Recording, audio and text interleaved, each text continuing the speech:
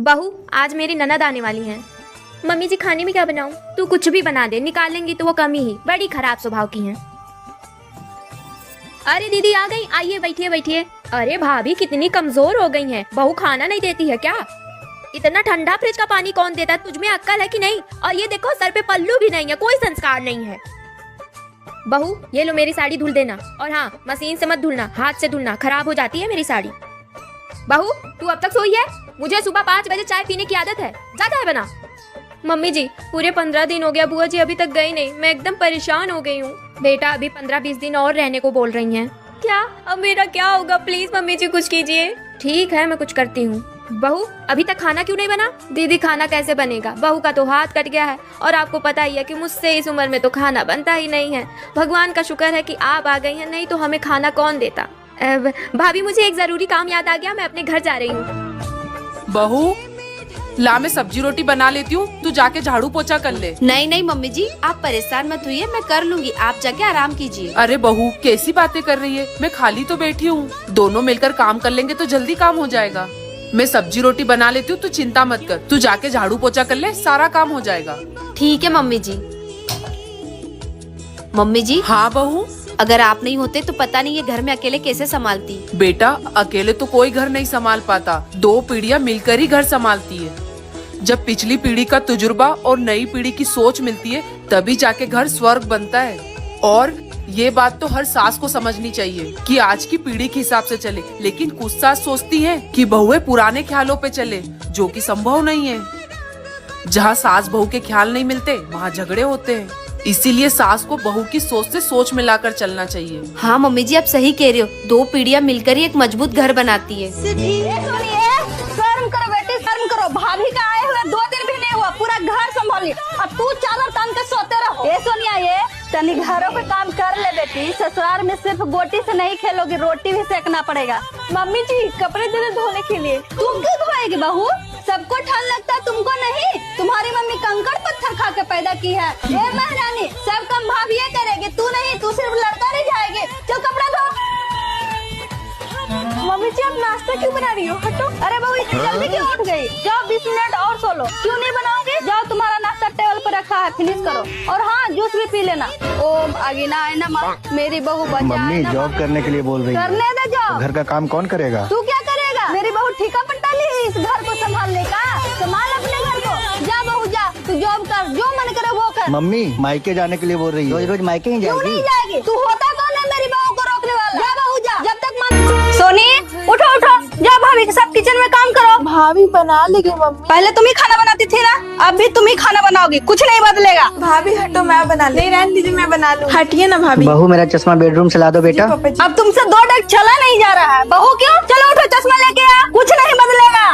राजकुमारी bathroom में pant क्यों छोड़े हो? बहू को धोने के लिए। बचपन से क्या सिखाई थी? कुछ नहीं बदलेगा, चलो धो। ठीक है मम्मी। नाश्ता बन गया क्या? सुबह 7 बजे आपकी बेटी नाश्ता देती थी? नहीं ना, तो जाओ अपना चना मूंग चबाओ, कुछ नहीं बदलेगा। मेरी बहू 8 बजे के पहले नहीं उठेगी। बहू लाई हूँ, फ्री का नौकरानी नहीं। जी आपकी चंपी कर दूं क्या? तुम यही सोच रही होगी ना कि मैं सबको अपना अपना काम करने क्यों बोलती हूँ?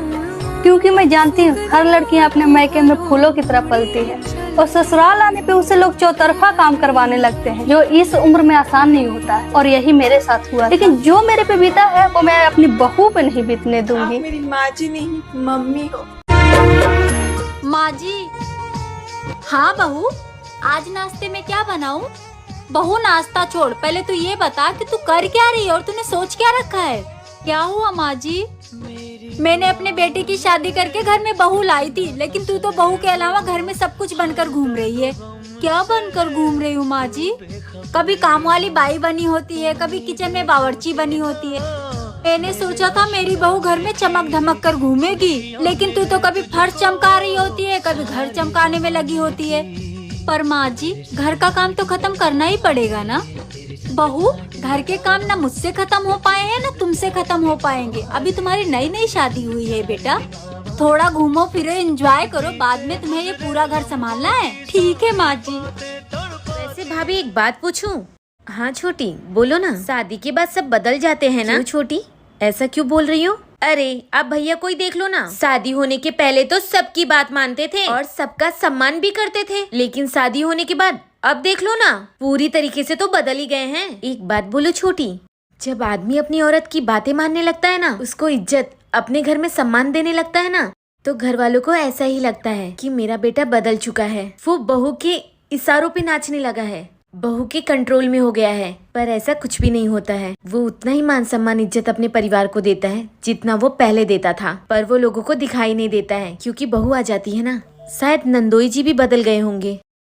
आपको क्या लगता है कि शादी के बाद सच में लड़के बदल जाते हैं? Comment box. भाभी, इस बार ना मैं जब ससुराल जाऊंगी मेरे बच्चे को सोने का चैन चाहिए। अरे छोटी, ये कैसी बात कर रही हूँ? अभी 1 साल पहले ही तो तुमने कार्तिक की छठी में सोने का चैन लिया था, तो फिर से वो तो बुआ बनने के हक से मिला था। अब तो भैया मामा बन चुके हैं, अब तो मामा के हक से चाहिए।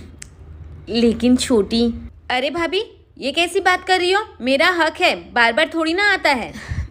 देखिए छोटी, आप उम्मीद मत रखिएगा। बेटी की छठी में आपके भैया ने दहेज में मिला हुआ चैन आपको दे दिया था, तो अभी तो उनके पास कुछ भी नहीं है जो आपको दे सके, और अभी उनका जॉब भी अच्छा नहीं चल रहा है। अरे भाभी, ऐसे कैसे मान लूं मैं? ये मेरा भी मायका है, मेरा भी हक है, मुझे चाहिए तो चाहिए। लेकिन छोटी, मैं कहाँ कह रही हूँ कि आपका मायके में हक नहीं है, लेकिन आपके भैया का भी नहीं, मुझे अभी के अभी चाहिए। छोटी, तो कैसे देंगे वो? हाँ तो आप अपने गहने बेचकर मेरे बेटे के लिए चैन बनवा दो बस। सुन लो भाभी, मैंने बोला ना, मुझे आज चैन चाहिए तो चाहिए। जी, इतनी देर से किससे बात कर रहे हो? बहन से। तो इतनी धीमे आवाज में क्यों बात कर रहे हो? अबे तेरी बहन से। माँ जी, मैं जा रही हूँ। कहाँ जा रही है? रात को ही तो बताया था कि मैं अपनी मम्मी के पास जाऊंगी। हर 10-15 दिन में तुझे तेरे मायके की याद आ जाती है। सही कहा मम्मी, हर 10-15 दिन में तुमको अपने मायके की याद आती है। चलो अंदर जाओ। बहुत सही कहा माँ आपने। हाँ वही तो। वैसे माँ, मैं कुछ काम से दिल्ली जा रहा हूँ, इसको भी साथ ले जाऊँ क्या? तब इसकी समझ में आएगी। हाँ हाँ बेटा, लेके जा इसको। नमी पैकिंग कर लो, दिल्ली चलना है। माँ लगता है गुस्सा हो गई, मैं जाता हूँ, समझा के आता हूँ। पैकिंग तो कर लो। मुझे नहीं जाना कहीं। अरे मैंने तो बहाना मारा, मैं दिल्ली निकल जाऊंगा, तुमको अपने माँ के घर छोड़ दूंगा। क्या? हाँ। फिर आपने माँ जी के सामने ये क्यों बोला कि हर महीने घर जाती रहती है? आपको पता है ना, मैं 3 महीने पहले गई थी। अरे क्योंकि घर में अनबन ना हो, उनका बेटा और तुम्हारा पति होने के कारण मुझे दोनों तरफ देखना पड़ता है। हम मर्दों का तो काम ही यही होता है कि पूरी फैमिली को साथ लेकर चले और खुश रखें। भाभी, हाँ जी। आपको नाचना तो आता होगा? हाँ जी, बहुत अच्छे से आता है। तभी आपने मेरे भाई को इशारों पे नचा रखा है। भाभी, ये मम्मी क्या बोल रही हैं? आप कार्तिक का अच्छे से ध्यान नहीं रखती? जन्म मैंने दिया, पालती मैं हूँ, दर्द मैंने सहा है, और इसके साथ 5 मिनट खेलने वाले कहते हैं कि मैं इसका अच्छे से ख्याल नहीं रखती। आप लोगों को क्या लगता है एक बच्चे को जन्म देने वाली माँ से ज्यादा कोई प्यार कर